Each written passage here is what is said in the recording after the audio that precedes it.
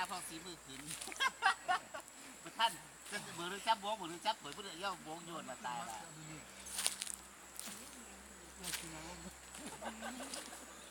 มีชอบกินกระถางเนาะมาเร็วเพลงมาเร็วพันกวดเอาไปกับชัวในก็หือกูถือกูเห็นมันวิ่งตายเนี่ยตัวหนถ้าก็ปีนเดี๋ยวนี้เต็มโพดโอ้ยตัวนี้นะมันผสมมาเดี๋ยวนี้เอาหนิใส่เอาผักกาดสมกินลืมเอาผักกาดสมใส่แก้ จั ว บจะได้อันจะนั่นโอ้ย เฮ้ยมันทำกันแม่งหนักโคตรปุ้ยตาหน่ะช่วยหน่อยถือว่านั่นเฮ้ย เอาไปใส่เนี่ยเจ็บผมน้ำมันถึงหน่อยไหม ตักแยงกันกดตักสวนถ้วยน่ะคือบุมี่ เอาของเอามาดีกับถุยนี่ เนื้อยุ่งหมูด้วยไว้ยังอันนี้น่ะ เราไม่เอายับไปหาปลา บนลิงคนที่การกินไม่ได้ ประมาณเปิดมานั่งนี่มาเลย เอาบวงหัวชิปปานกันดูสูไปใส่เมือดบวง เมื่อกี้อะไรไปล้างมาเนื้อที่ทางหลังหนองก็จะมีนี่นะ ผู้หามคู่แล้วกันนะ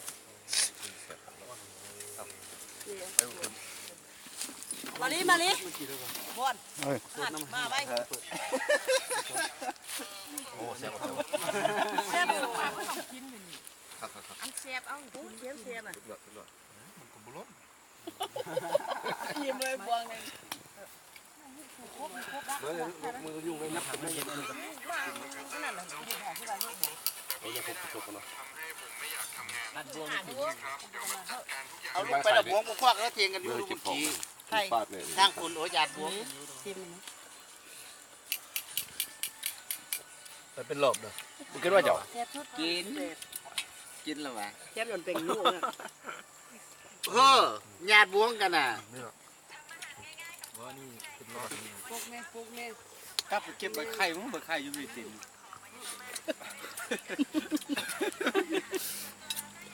คนไทยอยู่พี่ ใบไข่งามรู้ คนอิตาลีมันเป็นลูกตัวฮักด่วนวิจารณ์นั่น เดี๋ยวสูบมัน บ่วงคำนี้หนอสดแปดบ่วงคือกับเต้านะใบไข่เอาลงใบไข่น้ำคล้องเนี่ยเสียบนั่นแหละเอาบ่วงเยอะไปมันเป็นดอกเลย ขี้ซ้ายนี่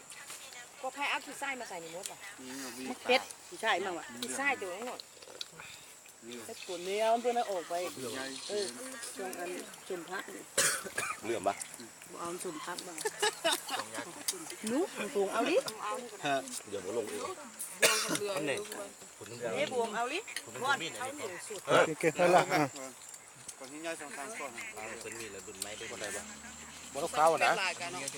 กู้แมนเถอะเนาะ ก่อนนั้นฟังนั่นพุ่นนะนี่ ไม่ยัง ปลาด้วย เห็นกันน้อย กินหน่อย แค่บอกเกงปลา เดี๋ยว ทั้งน้อยยาเอานิ้วไม่ได้ดูแมงกัดมือ อยู่ไหน นี่ดูเขียงมัน เดี๋ยวกินจะปรุงเอาไหม เอ้ยรถก็มีอ่อนยา เอาไป ไปตรงเดี๋ยวมาน้ำหรือมาปลาเนี่ยกัดตำรวจ เป็นน้ำยาเขาเนี่ยกินแม่กับปลาแซ่บ รถจอดที่สุด นี่กลายเป็นตัวฟู นี่บนประตูโค้งขึ้นมาหันแล้ว อันนี้ไปใส่เขาย่างมือถือเดียวหนึ่งย่าง ยางขาโดนไป เออทางกว้างถึงยางน้องจุ่มหมดเลย อันเดิม นี่เอา นะเขานั่งน้อยอ่ะ